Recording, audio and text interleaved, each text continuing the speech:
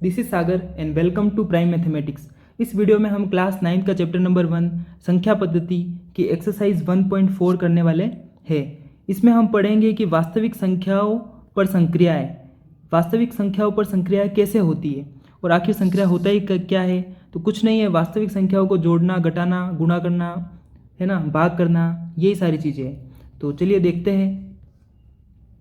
यहाँ पे एक तरफ मैंने जो है संक्रियाएं लिख रखी है, प्लस माइनस गुणा भाग, है ना, और एक तरफ मैंने लिखा है परिमेय अपरिमेय संख्या। तो दो अपरिमेय संख्याओं को जोड़ने पे और दो परिमेय संख्याओं को जोड़ने, घटाने, गुणा करने, भाग करने पे क्या चीज़ें होती है, क्या होता है, चलिए देखते हैं।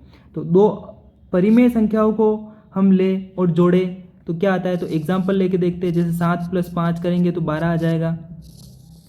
तो फिर से हमें क्या प्राप्त हुआ, एक परिमेय संख्या प्राप्त हुई। 7 में से 5 घटाएंगे तो 2 आएगा, ये भी एक परिमेय संख्या है। वैसे ही 7 का गुणा हम 5 में करेंगे तो 35 आएगा, तो ये भी एक परिमेय संख्या है। वैसे ही 7 के अंदर 5 का भाग देंगे तो P/Q के रूप में है ये संख्या, और ये भी क्या है, परिमेय संख्या है। ठीक है, लेकिन यहाँ पे हम जीरो को छोड़कर बात करते हैं, क्योंकि किसी भी संख्या में जीरो का भाग दे देंगे हम तो एक तरह से अपरिभाषित मान आएगा। ठीक है, तो जीरो को छोड़ के बात करते हैं। अब दो अपरिमेय संख्याओं को ले ले, जैसे एग्जाम्पल लेते हैं हम 2 + √3, ये भी एक अपरिमेय संख्या है, और √3, तो ये क्या आ जाएगा, 2 + 2√3। फिर से हमें क्या प्राप्त हुआ, एक अपरिमेय संख्या प्राप्त हुई। अब कोई और एग्जाम्पल लेते हैं, जैसे कि √3 + 2 - √3। तो यहाँ पे क्या होगा, √3 से √3 कैंसिल हो जाएगा और 2 आ जाएगा। तो 2 क्या है, एक परिमेय संख्या है। मतलब दो अपरिमेय संख्याओं को लेने पे हमें क्या मिला, परिमेय संख्या मिली। तो हम सारी अपरिमेय संख्या, सभी अपरिमेय संख्या के लिए हम बात कर रहे हैं। तो दो अपरिमेय संख्याओं को जोड़ने पे फिर से परिमेय या अपरिमेय संख्या है, ऐसा कोई ज़रूरी नहीं है। तो परिमेय या अपरिमेय कुछ भी आ सकता है, जैसा कि हमने अभी एग्जाम्पल में देखा। ठीक है, तो मैं यहाँ पे लिख लेता हूँ, इसको हटा देते हैं कि किसी अपरिमेय संख्या में अपरिमेय संख्या को जोड़ने पे परिमेय तथा अपरिमेय कुछ भी आ सकता है। वैसे घटाने पे भी हो जाएगा, आप एग्जाम्पल लेकर ट्राई कर सकते हो। ठीक है, और गुणा करने पे भी सेम चीज़ें होगी, क्योंकि जैसे देखो 1/√2 एक अपरिमेय संख्या है और √2 भी एक अपरिमेय संख्या है। इन दोनों को आपस में गुणा करेंगे तो √2 से √2 कैंसिल और फिर आ जाएगा 1। तो 1 तो क्या है, परिमेय संख्या है। वैसे ही दो अपरिमेय संख्या ले, जैसे √3 ले ली और यहाँ पे मैंने √2 ले लिया, तो आएगा क्या, √6 आ जाएगा। और √6 तो क्या है, एक अपरिमेय संख्या है। तो दो अपरिमेय संख्याओं को जोड़ने, घटाने, गुणा करने और भाग करने पे परिमेय या अपरिमेय कुछ भी आ सकता है ना। तो इसको मैं डायरेक्टली लिख लेता हूँ यहाँ पे, परिमेय या अपरिमेय कुछ भी आ सकता है। दो अपरिमेय संख्याओं को आपस में भाग करने पे भी परिमेय या अपरिमेय कुछ भी आ सकता है। चलिए आगे बढ़ते हैं। अब एक अपरिमेय और एक परिमेय संख्या, अब परिमेय और अपरिमेय की बात करें, है ना, तो किसी परिमेय संख्या के अंदर अपरिमेय संख्या जोड़े, जैसे ये 2 मैंने कोई परिमेय संख्या ले ली, इसमें मैं √3 को जोड़ता हूँ तो क्या आया, अपरिमेय संख्या आई। ठीक है, और भी कोई एग्जांपल ले ले, जैसे √3 ले ले और 0 ले लेते हैं। ठीक है, तो 0 लेने पे क्या हो रहा है, ये एक अपरिमेय संख्या और ये एक परिमेय संख्या है, तो अपरिमेय संख्या ही आ रही है। ठीक है, यहाँ पे भी हमें अपरिमेय संख्या ही मिली थी। तो ठीक है, तो अपरिमेय संख्या मिल रही है। अब घटा के देखते हैं तो सेम चीज़ घटाएंगे फिर भी अपरिमेय संख्या मिलेगी। और यहाँ पे 0 के केस में भी हम बात कर ले तो यहाँ पे भी हमें फिर से क्या मिला, अपरिमेय संख्या मिली।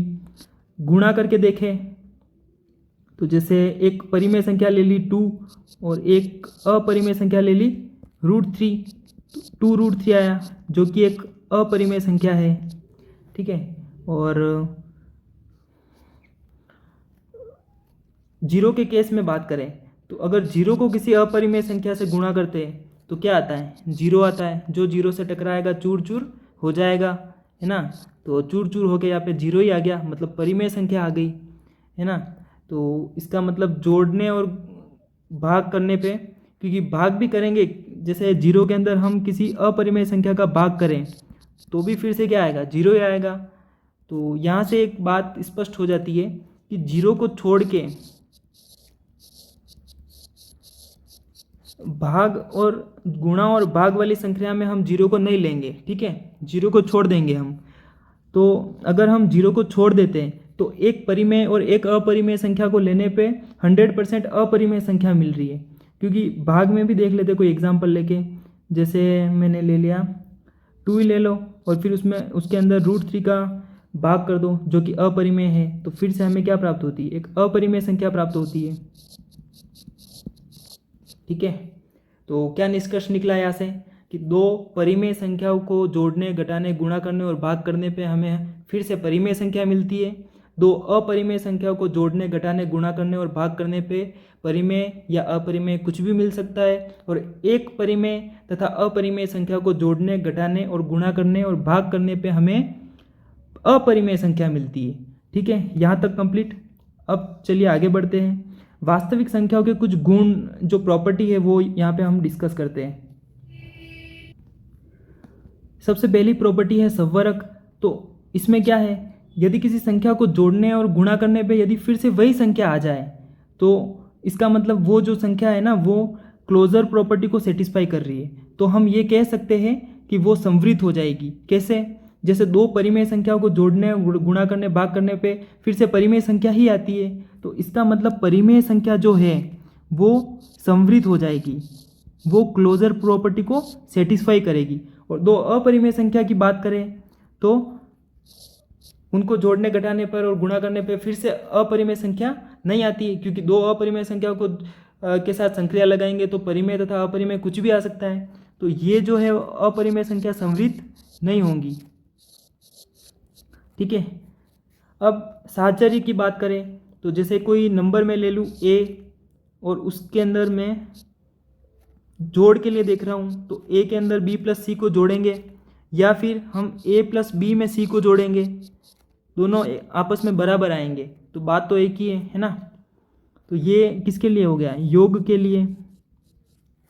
तो सारे जो वास्तविक नंबर होते हैं, मतलब सारी वास्तविक संख्या परिमेय हो या अपरिमेय संख्या हो, कुछ भी हो, वो साहचर्य प्रॉपर्टी को सेटिस्फाई करते हैं।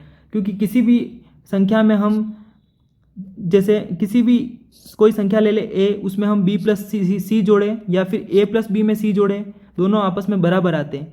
सेम गुणे के लिए भी हो जाएगा कि a में हम b इंटू सी का गुणा करें या फिर a इंटू बी में हम c का गुणा करें, दोनों आपस में बराबर होते हैं, ठीक है। क्रम विनिमय की बात करें तो a प्लस बी करें या b प्लस a करें, दोनों बात सेम है।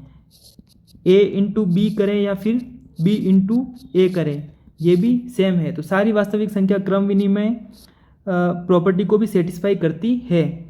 बंटन नियम की बात करें तो बंटन मतलब बांटना एक तरह से, तो a को हम b प्लस सी में बांट रहे हैं, ठीक है, इसके साथ वितरण हो रहा है इसका, तो a into B, A B plus A C, ये आ जाएगा।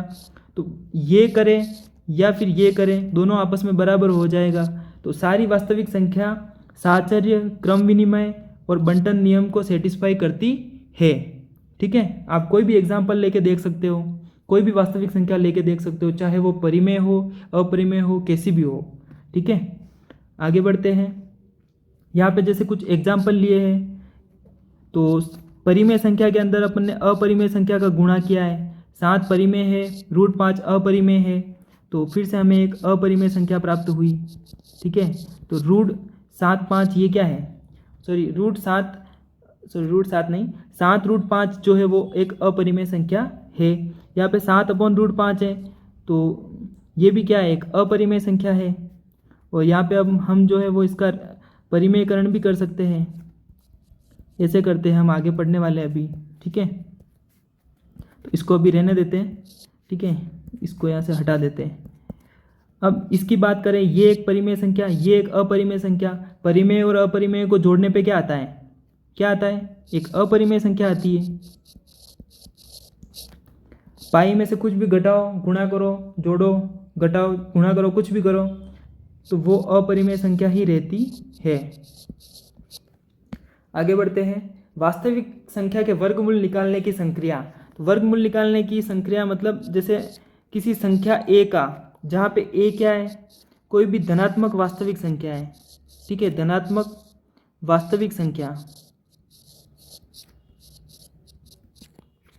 इसका वर्गमूल निकालते हैं तो b प्राप्त होता है। और b भी यहाँ पे हमेशा पॉजिटिव होगा। रूट के अंदर हमेशा जो होगी वो पॉजिटिव संख्या ही होगी, ठीक है, रूट के अंदर नेगेटिव नहीं ले सकते, ठीक है। तो यहाँ पे रूट निकालने पे, वर्गमूल निकालने पे जो प्राप्त होगा वो भी हमेशा पॉजिटिव ही होगा। तो यहाँ पे b जो है वो 0 से तो बड़ा ही होगा हमेशा, ठीक है। तो और वैसे ये जो वर्गमूल है इसका मतलब ही क्या है, तो इसका मतलब है कि a की पावर हम 1/2 कर रहे हैं, a⁻1/2 equal to root a, ये दोनों आपस में बराबर है ना, कुछ भी लिख सकते हैं हम। जैसे यहाँ पे हमको 4 का वर्गमूल निकालना है, तो 4 को हम क्या लिख सकते हैं, 2 की पावर 2, और वर्गमूल का मतलब क्या होता है 1/2। तो यहाँ से 2 से 2 कैंसिल हो जाएगा, तो क्या आ जाएगा 2। ये घातांक के नियम जो है वो हम नेक्स्ट प्रश्नावली में पढ़ने वाले हैं, तो वहाँ से आपको और अच्छे से क्लियर हो जाएगा, ठीक है। इसको हटा देते हैं। तो ये दोनों जो है वो आपस में बराबर है, ठीक है। जैसे हमने, और इसको हम ऐसे भी लिख सकते हैं कि रूट a और फिर इस तरफ 2 लिख सकते हैं। वैसे ही हम अगर किसी a की पावर हमको 1/3 करनी है तो हम इसे ऐसा भी लिख सकते हैं, रूट के अंदर a और इधर ऊपर 3 लिख देंगे। वैसे ही a की पावर 1/n करनी है तो उसको ऐसे लिखेंगे, यहाँ पे n लिखेंगे बाहर और अंदर a लिख देंगे। और ये जो चिन्ह है, ये रूट वाला जो चिन्ह है, इसको हम करणी चिन्ह बोलते हैं। क्या बोलते हैं, करणी चिन्ह, और इंग्लिश में इसको बोलते हैं रेडिकल साइन, ठीक है। तो ये कोई बेसिक बात हो गई, ठीक है। अब हम आगे बढ़ते हैं। रूट के अंदर जैसे हमने प्रश्नावली 1.2 में हमने बात की थी, √2 और √3 को हमने संख्या रेखा पर निरूपित किया था, तो वैसे ही हम क्या √9.3 को संख्या रेखा पर निरूपित कर सकते हैं? जी बिल्कुल कर सकते हैं, क्योंकि अभी अभी हमने देखा कि रूट के अंदर कोई भी धनात्मक वास्तविक संख्या ले, जैसे 9.3 भी क्या है, एक धनात्मक वास्तविक संख्या है, और इसका कोई ना कोई पॉजिटिव मान ही आएगा, तो उसे भी तो हम संख्या रेखा पर निरूपित कर सकते हैं ना। मतलब होनी चाहिए वो संख्या रेखा पर निरूपित, क्योंकि संख्या रेखा का प्रत्येक पॉइंट किसी न किसी वास्तविक संख्या को निरूपित करता है। कोई भी पॉइंट ले लो, किसी न किसी वास्तविक संख्या को निरूपित करता है। ये सारी चीज़ें हम पढ़ चुके हैं, फिर से मैं आपको बता रहा हूँ। तो यहाँ पे हम किसी √x को संख्या रेखा पर कैसे निरूपित करते हैं। x हम कुछ भी ले सकते हैं, कुछ भी मतलब यहाँ पे x जो है वो धनात्मक वास्तविक संख्या होनी चाहिए, ठीक है, धनात्मक वास्तविक संख्या होनी चाहिए। x क्या होना चाहिए, धनात्मक वास्तविक संख्या। तो कैसे करेंगे, √x को हम संख्या रेखा पर निरूपित कैसे करेंगे? तो सबसे पहले हम यहाँ पे क्या करेंगे, एक रेखाखंड ए बी खींचेंगे, x दूरी का रेखाखंड ए बी खींचेंगे। तो रूट के अंदर जो x है, √x के अंदर जो x है उतनी दूरी का एक रेखाखंड खींचना है। फिर हम एक इकाई जो है वो आगे की तरफ बढ़ा देंगे, मतलब b से हम एक इकाई की दूरी पर c बिंदु लेंगे, ठीक है। और उसके बाद क्या करेंगे, इस AC रेखाखंड AC का मध्य बिंदु निकालेंगे। AC का मध्य बिंदु कैसे निकालेंगे, AC का मध्य बिंदु? तो A पे प्रकार की नोक रख के यहाँ पे एक चाप काटेंगे, फिर C पे प्रकार की नोक रख के यहाँ पे एक चाप काटेंगे, और फिर इस तरह से अपन जो है वो ऐसे मध्य बिंदु ज्ञात करते हैं, ठीक है। ये आप आराम से कॉपी के अंदर कर सकते हो, मैं आपको बता देता हूँ अभी कि कैसे करते हैं। तो यहाँ पे बीच में कोई मध्य बिंदु O हम ले लेंगे, ठीक है। अब इस मध्य बिंदु को केंद्र मानते हुए हम एक अर्धवृत्त बनाएंगे, और जो कि मैंने यहाँ पे पहले ही बना रखा है, D जो अर्धवृत्त बना रखा है। अब हम B से हम एक लंबवत रेखा खींचेंगे इस अर्धवृत्त पर, और ये लंबवत रेखा की जो दूरी है वही क्या हो जाएगी, √x हो जाएगी, ठीक है। और अब अगर हमें इसको संख्या रेखा पे निरूपित करना है तो b को हम 0 मान लेते हैं, यहाँ से ऐसे आगे बढ़ा देते हैं, संख्या रेखा बना देते हैं। फिर एक इकाई हमने दूरी ली तो ये 1 हो जाएगा, फिर इधर 2, फिर 3, 4, इस तरह से आगे बढ़ती रहेगी संख्या। तो इस दूरी को बी डी को, ये जो बी यहाँ से यहाँ तक की जो दूरी है बी डी, इसको हम माप लेंगे और फिर बी पे प्रकार की नोक रख के इस दूरी को प्रकार से मापेंगे और फिर बी पर हम प्रकार की नोक रख के इस तरफ चाप काट लेंगे संख्या रेखा पर, और वहीं पे जहाँ पे चाप काटेंगे वहीं पे हम रूट एक्स को निरूपित करेंगे। तो इस तरह से हम संख्या रेखा पर रूट एक्स को निरूपित कर सकते हैं। आपको समझ में आया होगा। ठीक है, हम अब आगे बढ़ते हैं।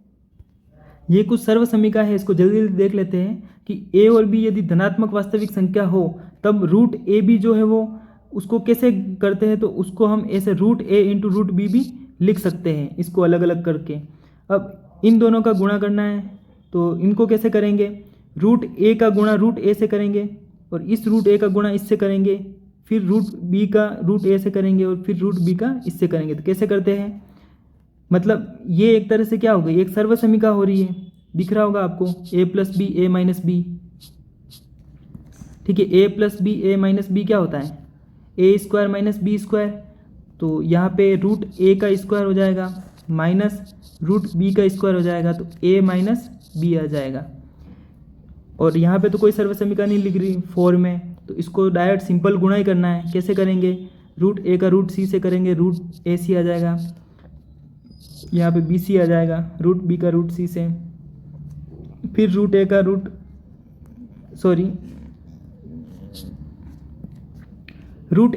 सी से करेंगे, रूट ए सी आ जाएगा, फिर रूट ए का रूट डी से करेंगे तो ए डी आ जाएगा, फिर रूट बी का रूट सी से करेंगे बी सी आ जाएगा, प्लस रूट बी का रूट डी से करेंगे तो बी डी आ जाएगा। इस तरह से करते हैं, सिंपल है, ये आपको करने आता ही होगा पहले से।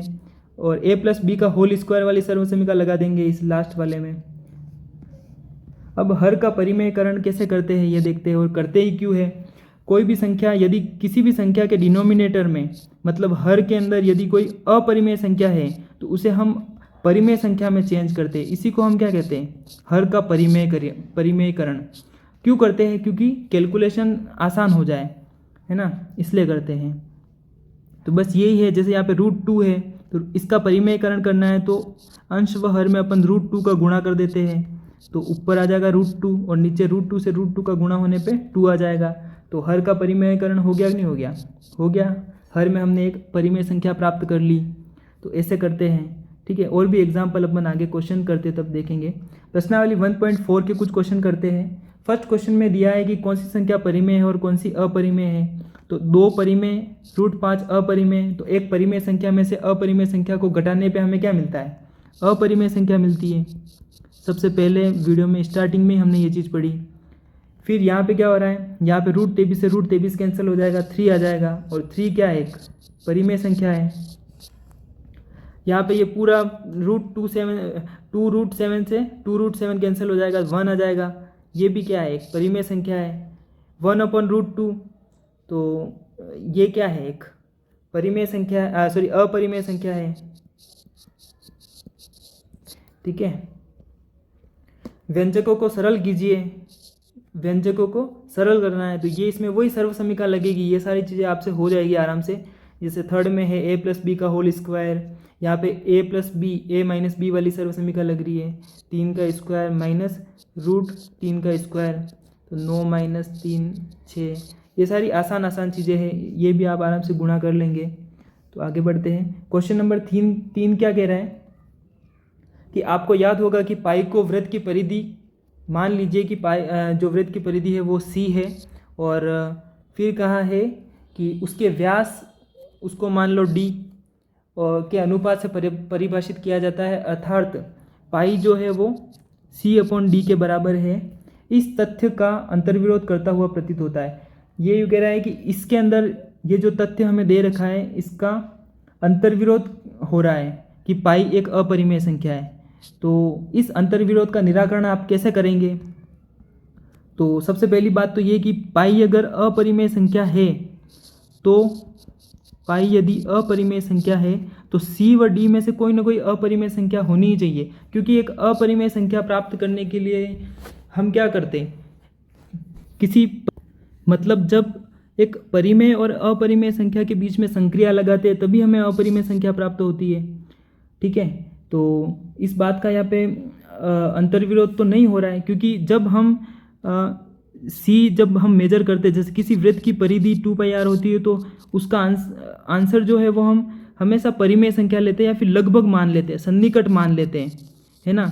तो एक्चुअल में सच्चाई जो है वो क्या है, वास्तविकता यही है कि सी या डी में से जब भी हम इसे मेजर करते हैं, या तो सी को हम मेजर करें किसी की सहायता से, या फिर डी को हम मेजर करें मतलब मापे, तो ये कभी भी एग्जैक्ट वैल्यू नहीं मिलती है हमको। मतलब एग्जैक्ट वैल्यू जो आती है वो इसकी अपरिमेय आती है ना। दोनों में से कोई ना कोई एक अपरिमेय संख्या जरूर आएगी, और हम हर बार क्या लेते हैं, परिमेय संख्या लेते हैं। हम जब भी अगर परिधि और व्यास को हम कैलकुलेट करते हैं तो हम परिमेय संख्या लेते हैं, लेकिन वास्तविकता यही है कि जब भी हम इसे मापते हैं तो हमें अपरिमेय संख्या प्राप्त होती है। इसीलिए हम पाई को ऐसे परिभाषित करते हैं कि पाई जो है वो वृत्त की परिधि के अंदर उसके व्यास का भाग देने पे आता है। इसका व्यास 2r हो जाएगा, 2r से 2r कैंसिल हो जाएगा, तो यहाँ पे पाई। तो ठीक है, ये बात आपको समझ में आ गई होगी कि यहाँ पे कोई अंतर्विरोध नहीं हो रहा है वैसे एक्चुअल में देखा जाए तो, ठीक है। और ऐसा हमें सिर्फ लगता है कि यहाँ पे अंतर्विरोध मतलब कॉन्ट्राडिक्शन मिल रहा है, लेकिन ऐसा है नहीं बिल्कुल भी, क्योंकि सी और डी में से कोई भी जब हम इसको मापते हैं तो दोनों में से कोई ना कोई हमें एक ना एक अपरिमेय संख्या जरूर मिलती है, ठीक है। अब हम बात करते हैं क्वेश्चन नंबर 5, हरों का परिमेयकरण कीजिए।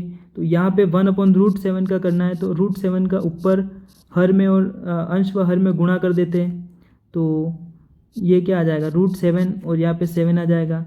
इसका करना है, कैसे करेंगे सेकेंड का। तो यहाँ पे हम क्या करते हैं कि जो भी हर में अपरिमेय संख्या दे रखी उसका विपरीत साइन की संख्या से ऊपर नीचे मतलब अंश व हर में गुणा कर देते हैं। तो √7 + √6 का गुणा कर देंगे यहाँ पे। तो हम कोशिश क्या कर रहे हैं कि हर में जो संख्या है उसको परिमेय बनाने की कोशिश कर रहे हैं। तो देखिए यहाँ पे एक सर्व समीकरण लग रही है a + b और a - b, तो ये आराम से परिमेय संख्या बन जाएगी। यहाँ पे क्या हो जाएगा, a² - b², तो 7 का स्क्वायर - 6 का स्क्वायर, तो आंसर क्या आ जाएगा, √7 + √6 अपॉन 7 का स्क्वायर 49 - 36, है ना। अब इसका कैसे करेंगे, इसका भी सेम वैसे ही करेंगे, ये आप आराम से कर लोगे, ठीक है। ये सारी चीज़ें हो जाएगी आपसे आराम से। क्वेश्चन नंबर 4 की बात करते हैं। यहाँ पे क्या हो जाएगा, √7 + 2 अपॉन a - b और a + b, तो √7 का स्क्वायर 7 आ जाएगा, माइनस 2 का स्क्वायर कितना आ जाएगा 4, तो √7 + √2 अपॉन 3, ये इसका आंसर हो जाएगा। तो ठीक है फ्रेंड्स, आज के लिए इतना ही। और एक मिनट, शायद क्वेश्चन नंबर 4 हम यहाँ पे बाकी रह गया। तो क्वेश्चन नंबर 4 है कि √9.3 को संख्या रेखा पे निरूपित करना है। तो ये सारी चीज़ें ये आपको मैंने जनरल लेके समझा दिया था। तो सबसे पहले क्या करेंगे, एक 9.3 सेंटीमीटर का एक रेखाखंड खींचेंगे, उसको ए बी मान लेंगे, फिर हम उसको 1 इकाई आगे बढ़ाएंगे, ठीक है, 1 सेंटीमीटर आगे बढ़ा देना है, फिर सी बिंदु मान लेना है। फिर क्या करेंगे, हम इस AC रेखाखंड का मिड पॉइंट निकालेंगे। तो प्रकार की नोक रख के यहाँ पे एक चाप काटेंगे, यहाँ पे एक चाप काटेंगे, फिर ऐसे मिड पॉइंट निकालेंगे यहाँ पे, जिसे हम O मान लेंगे। इस O को केंद्र मानते हुए एक सर्कल बनाना है। यहाँ पे मैं सही बना नहीं, ये से एक सर्कल बनाना है, ठीक है। सर्कल बनाने के बाद क्या करेंगे, इस B बिंदु से लंबवत रेखा खींचेंगे उस सर्कल पे, मतलब अर्धवृत्त पे, सर्कल नहीं है वैसे, सेमी सर्कल है ये। तो अर्धवृत्त पे ऐसे खींचेंगे, यहाँ पे D पॉइंट मिलेगा, और ये जो BD की दूरी होगी वही क्या हो जाएगी, √9.3 हो जाएगी। फिर इसको ऐसे आगे बढ़ाएंगे और फिर 1 2 3 4 ऐसे संख्या रेखा बना देंगे। यहाँ पे ये 1 तो है ही है, ये 2, ये 3, इस तरह से संख्या रेखा बना देंगे।